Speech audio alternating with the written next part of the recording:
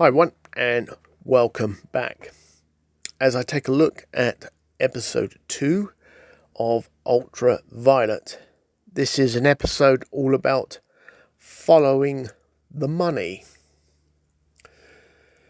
The episode starts with a young woman meeting her mother in a hospice late at night, trying to get some information out of her.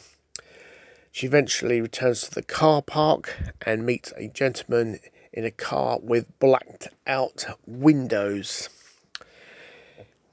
Yes, she is working for the vampires.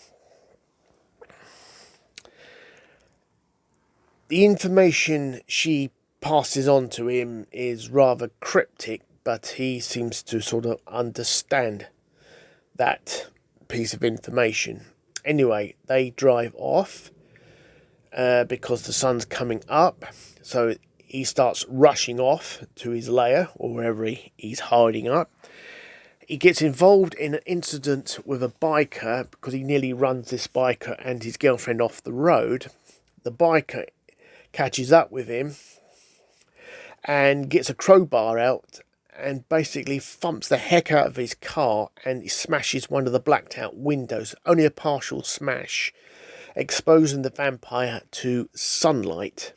What happens is the vampire burns.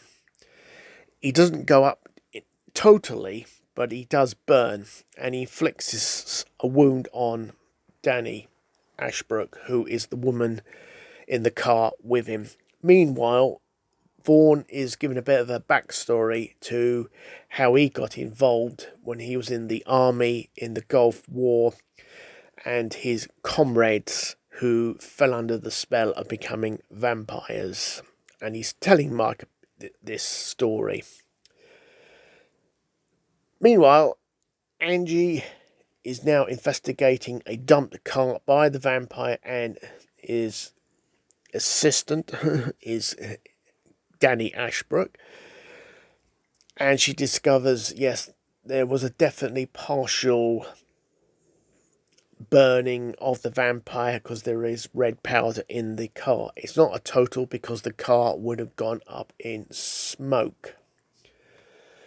So the investigation is now well and truly underway. They managed to get hold of a name, Gideon Hammeron. Gideon, as I will now just say from now on. And Angie talks to Gideon, traces him basically. But she doesn't get really any info out of him. It's rather cryptic, but they're sort of suspicious of him. But to what degree he's involved in all of this, they don't know as yet. Meanwhile, Mike and Vaughn are investigating from the other angle, the biker who's now given his story to the police. The info they get from him basically is he has confirmed when he smashed the window, partial smash of the window, let's say, causing a crack in the window, he saw a flame, a burning. So that confirms the vampire was definitely injured, but has not gone up in smoke entirely. Later on, Vaughn and Mike eventually meet Danny Ashbrook. Now, Danny Ashbrook handles the money for Gideon. So there's now a link between Gideon, Danny, and the vampire. It seems to be a chain going on involving money, but something else is also going on, much darker and sinister. After Vaughn and Mike's sort of interrogation of Danny, she meets up with the vampire she was with during the incident of the car rage, you could say. He looks pretty bad, partially burnt up. She's very worried. that the CIB's onto her and onto them and this and that. And he basically tells her to shut up, stop sitting on the fence, you don't know anything, and basically cross over to her annoyance. Anyway, the investigation into Gideon and Danny is well and truly underway. Now, Mike makes the first connection that the description given to them by the biker does not match the picture of Gideon. There's no match. This in turn starts leading to Danny's mother.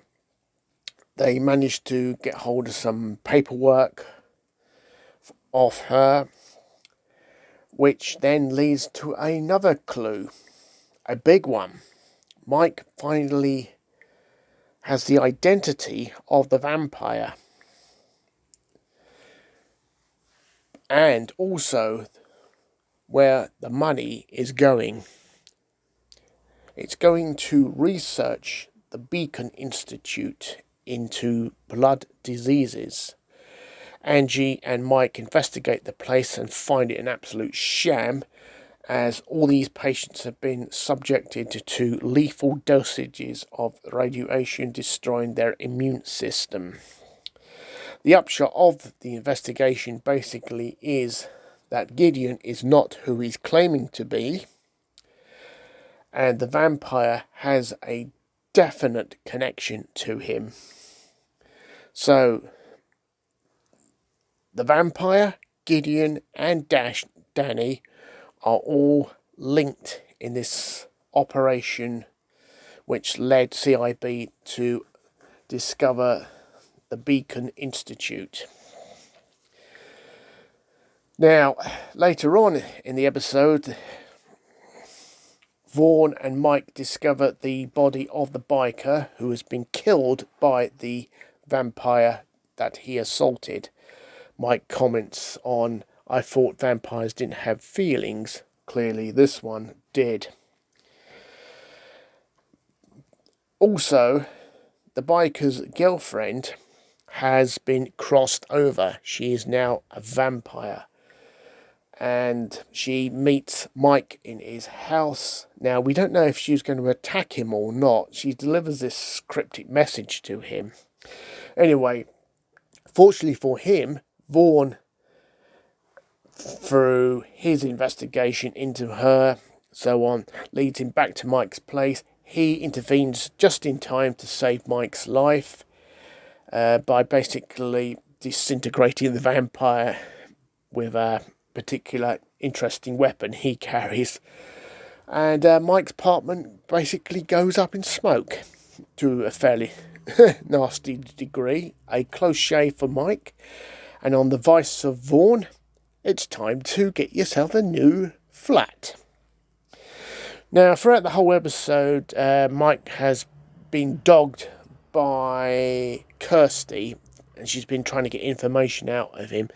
And basically, by the end of the episode, he's saying to her, "Look, go away, get on with your life, leave me alone, I'm moving on." So, yeah, episode 2, great episode, actually. Very interesting story about following the money, which leads to some evidence of skullduggery by the vampires with their research into blood disorders and blood pollution, because they don't want their food supply mucked up. And this, in turn, is more evidence for CIB to the shenanigans and of the vampires and what they're up to. Yeah, another good episode. And on that high note, catch you next time on the next one. Have a great day. Goodbye.